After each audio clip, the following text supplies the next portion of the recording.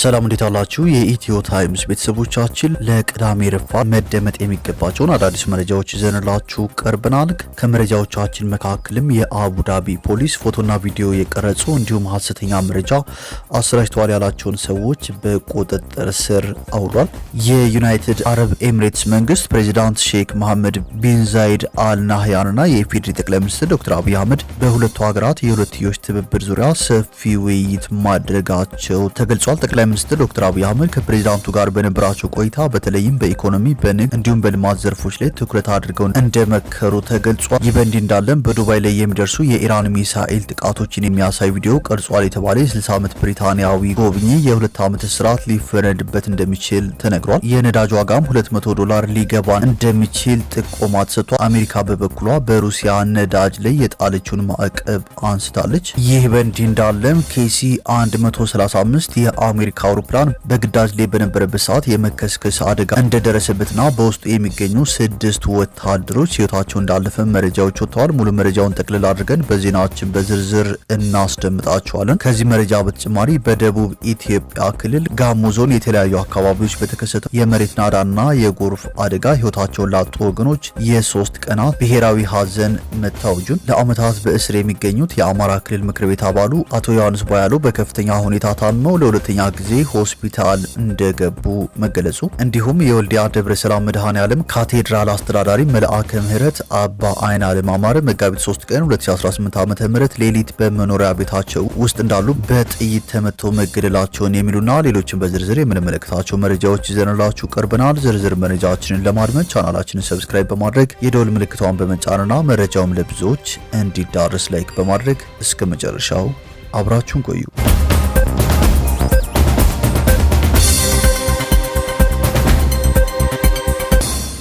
ወደ መጀመሪያው መረጃችን ስናልፍ የወልዲያ ደብረ ሰላም መድኃኔዓለም ካቴድራል አስተዳዳሪ መልአከ ምህረት ቆሞስ አባ አይን ዓለም አማረ መጋቢት 3 ቀን 2018 ዓ.ም በመኖሪያ ቤታቸው ውስጥ ሌሊት በጥይት ተመተው መገደላቸው ተሰምተዋል። በቤተ ክርስቲያን ግቢ ውስጥ በሚገኘው መኖሪያ ቤታቸው ያሉ ባልታወቁ አካላት በተተኮሰባቸው ጥይት ተመተው ህይወታቸው ማለፉም ተገልጿል። ስርዓተ ቀብራቸውም ትናንት ብፁዕ አቡነ ኤርሚያስ ሊቃውንተ ቤተ ክርስቲያንና ምዕመናን በተገኙበት በካቴድራሉ ተፈጽሟል። ብፁዕ አቡነ ኤርሚያስ መልአከ ምህረት አባ አይን ዓለም እግዚአብሔር በቆጠረው ቀን አርፏል። ነገር ግን በቀናቸው ለተጠሩት አገልጋይ መሞት ምክንያት የሆነ ሰው ባይወለድ ይሻሉ ነበር ብለዋል። ለቤተ ክርስቲያን እድገትና ለስርዓት አምልኮ መጠበቅ ቀን ከሌት የሚተጉ ትጉህ እረኛ እንደነበሩም ገልጸዋል። ምዕመናንም አገልጋዮችን እንዲጠብቁ አባታዊ መመሪያ አስተላልፈዋል። በ1958 ዓ.ም በጉባ ላፍቶ የተወለዱት መልአከ ምህረት አባ አይን ዓለም በአገር ውስጥ ሐረር፣ ጅጅጋ፣ መርሳ፣ ወልዲያና በውጭ አገር የመንና ዱባይ በቤተ ክርስቲያን አስተዳዳሪነትና በቅዳሴ አገልግሎት ለ60 ዓመታት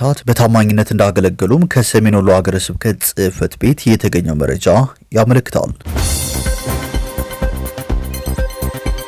ወደ ቀጣዩ መረጃችን ስናልፍ በዱባይ ላይ የሚደርሱ የኢራን ሚሳኤል ጥቃቶችን የሚያሳይ ቪዲዮ ቀርጿል የተባለ የ60 ዓመት ብሪታንያዊ ጎብኚ የ2 ዓመት እስራት ሊፈረድበት እንደሚችል ተነግሯል። የተባበሩት አረብ ኤሚሬትስ የህዝብን ሰላም የሚያውኩ ወሬዎችንና ፕሮፓጋንዳዎችን ማሰራጨት በሚል በደነገገችው ጠንካራ የሳይበር ወንጀል ህግ መሰረት ግለሰቡ ከሌሎች 20 ሰዎች ጋር አብሮ ክስ ተመስርቶበታል። ምንም እንኳን ግለሰቡ የሀገሪቱን ህግ የመጣስ ፍላጎት እንዳልነበረውና ቪዲዮውን ከማህበራዊ ሚዲያ ገጹ ወዲያውኑ ማጥፋቱን ቢገልጽም የሀገሪቱ መንግስት ግን ጥቃቱ የሚያሳዩ ምስሎችን በሚያጋሩ ሰዎች ላይ ከፍተኛ እርምጃ እየወሰደ ይገኛል። እርምጃው እየተወሰደ ያለው የኢራን ድሮንና ሚሳኤል ጥቃቶች በዱባይ አውሮፕላን ማረፊያና ታዋቂ ሆቴሎች ላይ ጉዳት እያደረሱ ባሉበት ሰዓት ሲሆን መንግስት የሀገሪቱን ገጽታ ለመጠበቅ ሲል በማህበራዊ ሚዲያ ላይ የሚወጡ መረጃዎችን ለመቆጣጠር እየሞከረ መሆኑ ተመላክቷል። የህግ ባለሙያዎች በሀገሪቱ ያለው የሳይበር ህግ በጣም ሰፊ በመሆኑ ጎብኚዎቹም ሆኑ ነዋሪዎች በማህበራዊ ሚዲያ ላይ የሚያጋሩት ማንኛውም መረጃ ለረጅም ዓመታት እስራት ሊዳርጋቸው እንደሚችል ያሳስቡ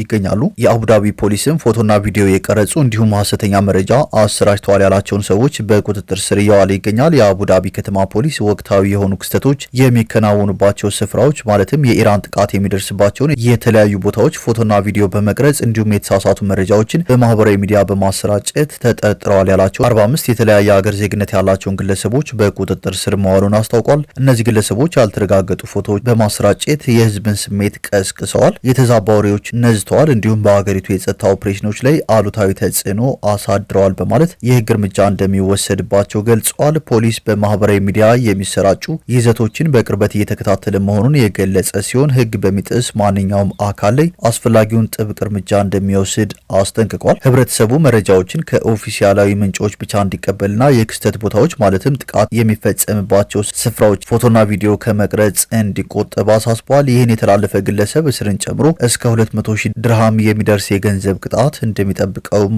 አሳውቋል። በተባበሩት አረብ ኤሚሬትስ የምትገኙ ኢትዮጵያውያን የአገሪቱ የጸጥታ ኃይላት ከፍተኛ ክትትል እያደረጉ ስለሆነ የማህበራዊ ሚዲያ እንቅስቃሴያችሁ ላይ ጥንቃቄ አድርጉ፣ አትቅረጹ፣ ሪፖስትና ሼር አታድርጉ የሚሉ ተደጋጋሚ ማስጠንቀቂያዎችም እየተሰጡ ይገኛሉ። ይህ በእንዲህ እንዳለም የአሜሪካ ኬሲ 135 አውሮፕላን በግዳጅ በነበረበት ሰዓት የመከስከስ አደጋ ገጥሞታል። በተከሰከሰው የአሜሪካ አውሮፕላን የነበሩ ሁሉም ወታደሮች እንደሞቱም ተረጋግጧል። በኢራቅ አደጋ የገጠመው ኬሲ 135 የአሜሪካ ነዳጅ ጫኝ አውሮፕላን ውስጥ የነበሩት 6 ወታደሮች ህይወታቸው ማለፉን የአሜሪካ ማዕከላዊ እዝ አስታውቋል። አውሮፕላኑ በኢራን ጦርነት ለሚሳተፉ የጦር አውሮፕላኖች ነዳጅ በመሙላት ላይ ነበርም ተብሏል። የነፍስ አድን ስራዎች እየተሰሩ እንደሚገኙም ተገልጿል። አሜሪካ ከእስራኤል ጋር በመተባበር በኢራን ላይ ጦርነት ከጀመረችበት ዕለት አንስቶ ብዛት ያላቸው የጦር አውሮፕላኖች ወደ መካከለኛው ምስራቅ ልካለች። የነዳጅ ዋጋም $200 ሊገባ እንደሚችል ተጠቁሟል።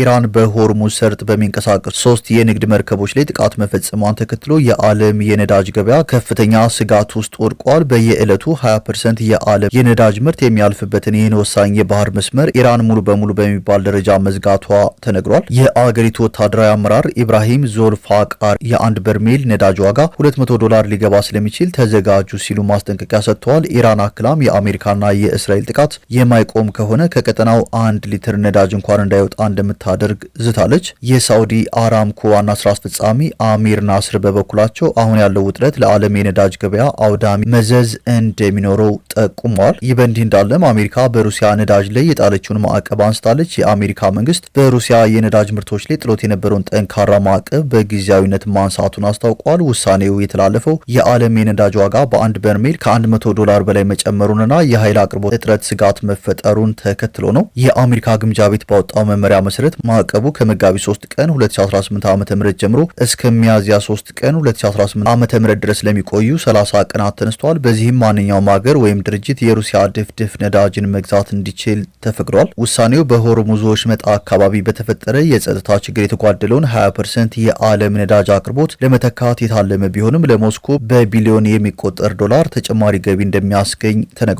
ይህም በዩክሬን ደጋፊዎች ዘንድ ከፍተኛ ተቃውሞ እያስነሳ ይገኛል። ይህ በእንዲህ እንዳለም የዩናይትድ አረብ ኤሚሬትስ ፕሬዚዳንት ሼክ መሐመድ ቢን ዛይድ አል ናህያንና የኢፌዴሪ ጠቅላይ ሚኒስትር ዶክተር አብይ አህመድ በሁለቱ ሀገራት የሁለትዮሽ ትብብር ዙሪያ ሰፊ ውይይት ማድረጋቸው ተገልጿል። ጠቅላይ ሚኒስትር አብይ አህመድ ከፕሬዚዳንቱ ጋር በነበራቸው ቆይታ በተለይም በኢኮኖሚ፣ በንግድ እንዲሁም በልማት ዘርፎች ላይ ትኩረት አድርገው መክረዋል ነው የተባለው። ሁለቱ መሪዎች የሁለቱን ሀገራት ቅድሚያ የሚሰጣቸውን ጉዳዮችና የጋራ ጥቅሞችን በሚያስጠብቅ እንዲሁም ለሕዝቦቻቸው ብልጽግናን በሚያመጣ መልኩ ግንኙነታቸውን ይበልጥ ማሳደግ በሚቻልባቸው እድሎች ላይ መወያየታቸውን ዜና ወኪሉ አመልክቷል። ዜና ወኪሉ ውይይቱ በመካከለኛው ምስራቅ እየተባባሰ የመጣውን ወታደራዊ ግጭትና ይህ ሁኔታ በክልላዊና ዓለም አቀፋዊ ሰላምና መረጋጋት ላይ ያለውን ከባድ አንድምታ መዳሰሱን ገልጿል። ጠቅላይ ሚኒስትር ዶክተር አብይ አህመድ ኢራን በተባበሩት አረብ ኤሚሬትስና በሌሎች የቀጠናው ሀገራት ላይ የምታደርገውን ግልጽ ጥቃት ማውገዛቸውን ጽፏል። ድርጊቱ የአገራትን ሉዓላዊነትና ዓለም አቀፍ ሕግን የሚጥስ መሆኑን የጠቀሱት ጠቅላይ ሚኒስትሩ ኢትዮጵያ ደህንነቷን፣ የግዛት አንድነቷንና የሕዝቦቿን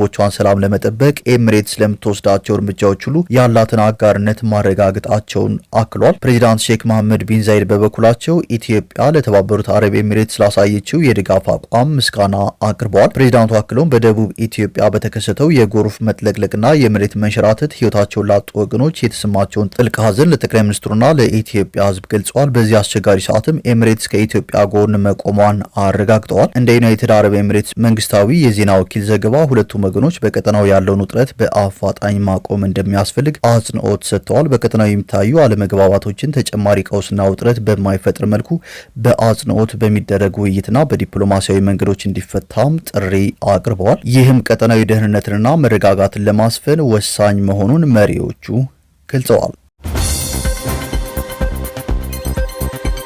ወደ ቀጣዩ መረጃችን ስናልፍ በመሬት መንሸራተት አደጋ የ80 ሰዎች ህይወት ማለፉን ተከትሎ የ3 ቀናት ብሔራዊ ሀዘን ታውጇል። በደቡብ ኢትዮጵያ ክልል ጋሞ ዞን የተለያዩ አካባቢዎች በተከሰተው የመሬት ናዳና የጎርፍ አደጋ ህይወታቸውን ላጡ ወገኖች የ3 ቀናት ብሔራዊ ሀዘን ታውጇል። የህዝብ ተወካዮች ምክር ቤት አፈ ጉባኤ ታገሰ ጫፎ እንደገለጹት በዞኑ ጋጫ ባባ ወረዳ ላካ ቀበሌ መጋቢት 2 ቀን 2018 ዓ.ም በተከሰተ የመሬት መንሸራተት አደጋ ምክንያት ከ125 ሰዎች የ80 ወገኖች ህይወት ማለፉ ተገልጿል። የቀሪ ሰዎች አስክሬን ፍለጋ ላይ እንደሚገኝ ጠቅሰው ምክር ቤቱ በዜጎቻችን ላይ በደረሰው በተከሰተው አደጋ ጥልቅ ሀዘን ተሰምቶታል ሲሉ ተናግረዋል። በኢፌድሪ የሰንደቅ ዓላማ አዋጅ ቁጥር 654 ዝባር 2001 አንቀጽ 22 ንዑስ አንቀጽ 2 ብሔራዊ የሀዘን ቀንና ሰንደቅ ዓላማው ዝቅ ብሎ የሚውለበለብባቸውን ሁኔታዎች የህዝብ ተወካዮች ምክር ቤት ውሳኔ እንደሚያሳልፍ መደንገጉንም ገልጸዋል። በዚሁ መሰረት በመሬት መንሸራተት አደጋ ህይወታቸው ያለፈው ዜጎቻችንን በማስመልከት ከመጋቢት 5 ቀን 2018 ዓ.ም ጀምሮ ለ3